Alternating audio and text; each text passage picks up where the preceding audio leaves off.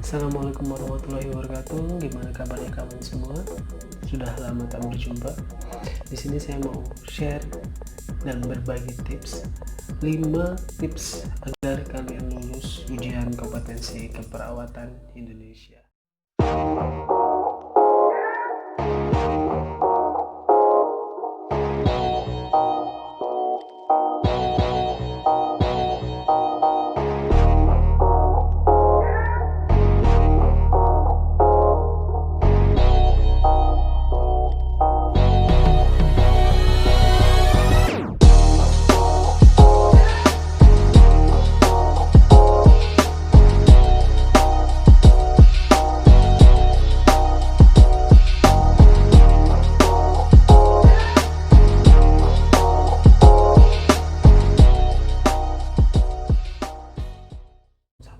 Pertama, kalian harus banyak berdoa. Ya, kenapa harus berdoa terlebih dahulu? Nah, kita mulai aktivitas kita mulai niatan kita mulai pembelajaran kita harus diawali oleh doa dulu. Jadi doa itu bukan di akhir saja. Niatan kalian juga bisa juga dari keinginan kalian, apa yang kalian inginkan pada ujian kompetensi nasional keperawatan. Nah, doa ini sangat terpenting untuk memulai pola pikir kita ke depannya bagaimana. Dan doa ini bisa sebagai benteng kita untuk ke depannya. Apakah teman-teman lulus ataukah tidak? Jika nanti teman-teman lulus, berarti teman-teman setelah banyak berdoa, teman-teman juga banyak belajar dan banyak lebih mensyukuri atas nikmat yang telah diberikan. Namun ketika teman-teman tidak berhasil pada fase ujian kompetensi ini, ingat tahun depan masih ada ujian. Nah, tips yang selanjutnya nomor 2, belajar materi. Nah, teman-teman perawat di sini perlu diketahui bahwa semua yang kita hasilkan ke depannya itu tidak akan jauh dari proses yang sudah kita lalui. Oke ya. Nah, di sini teman-teman harus belajar materi satu persatu. Saya punya tips nih. Jika kalian memang ingin lulus, lakukan satu materi ataupun satu bidang itu satu hari. Oke ya. Jadi misalkan keperawatan menjaga bedah satu hari, gerontik satu hari, jiwa satu hari, dan itu bisa dilakukan secara kontinu sehingga dalam 1 bulan kalian sudah dapat beberapa materi. Nah, setiap belajar jangan lupa diawali oleh doa kembali dan diakhiri dengan doa. Yang dipelajari itu adalah semua pelajaran yang kalian dapatkan selama profesi. Nah, pelajaran ini tentunya sangat penting sekali. Biasanya soal yang akan muncul adalah soal-soal yang bersifat dia jawabannya rata-rata benar.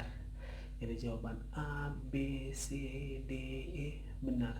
Misal pada keperawatan gawat darurat, ada pasien nih datang ke rumah sakit dengan sesak nafas.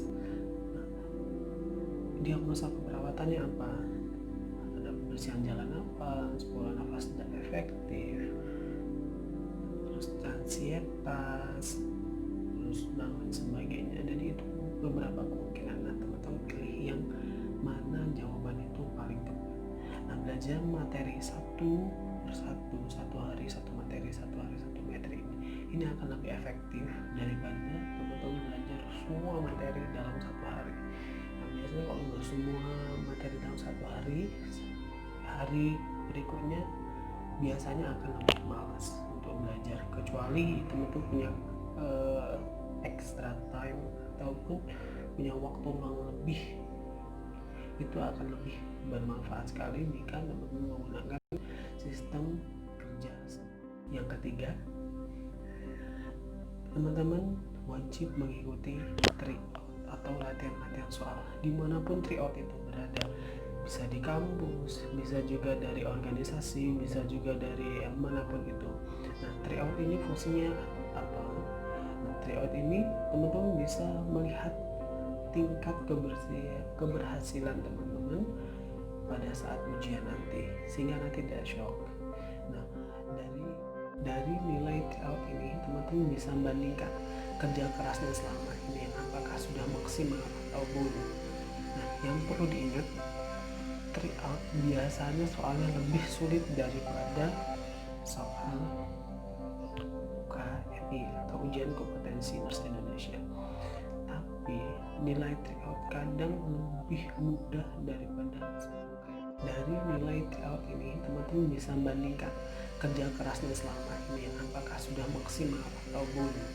Nah, yang perlu diingat, tryout biasanya soalnya lebih sulit daripada soal UKMI atau ujian kompetensi Nurse Indonesia.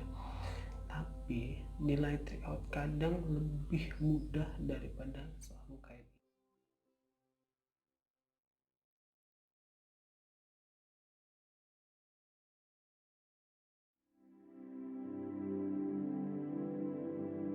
Nah, tips ini yang jarang sekali orang gunakan dan jarang sekali orang sadari bahwa tips nomor 4 ini wajib dilakukan bagi kita seorang mahasiswa.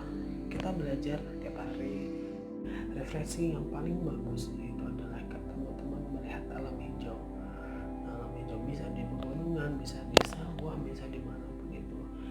Sempatkan dalam 1 minggu, 1 hari itu tidak membuka pelajaran dengan catatan Senin sampai Sabtu harus belajar ya. Nah, misal hari Minggu teman-teman mau jalan-jalan kemana ataupun ke sawah ataupun kemana. Misal hari Minggu teman-teman mau jalan-jalan kemana ataupun ke sawah ataupun kemana. Nah, itu akan sedikit lebih membantu. Otak kita akan lebih fresh lagi. Ketika besok hari Senin tiba, kita akan belajar lagi Minggu dan seperti itu sampai hukum.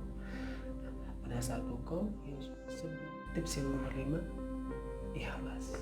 Nah, teman-teman di sini wajib hukumnya untuk ikhlas apapun itu hasil yang kita peroleh. Nah, ikhlas di sini teman-teman merelakan apapun itu hasilnya. Jangan sampai membuat teman-teman stres. Stres boleh, tapi jangan sampai stres yang berkepanjangan. Jadi nanti teman-teman bukannya kerja di rumah sakit, tapi malah masuk ke rumah sakit jiwa. Jadi di sini teman-teman, ikhlas itu merupakan hal yang sulit tentunya ya. Untuk yang lulus ikhlas gampang, tapi untuk yang nggak lulus ikhlas itu sangat sulit sekali. Banyak teman-teman yang hukum merupakan salah satu kunci bagi kita sebagai seorang perawat untuk mendapatkan sertifikasi atau surat tanda registrasi. Nah, surat tanda registrasi ini teman-teman wajib punya. Kenapa kok wajib punya? Karena setiap rumah sakit pasti akan dimintai surat tanda registrasi. Oke teman-teman, itu tadi 5 tips yang bisa saya berikan kepada teman-teman semua. Semoga bisa membantu bagaimana cara kita bisa lulus ujian kompetensi. Yang pertama adalah doa, yang kedua adalah belajar mandiri, yang ketiga adalah ikuti tryout dan ujian, yang keempat adalah refreshing, yang kelima adalah ikhlas.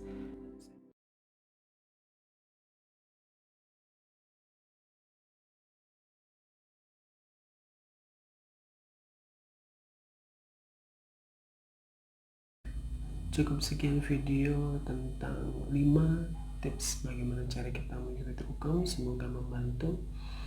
Saya undur diri. Assalamualaikum warahmatullahi wabarakatuh.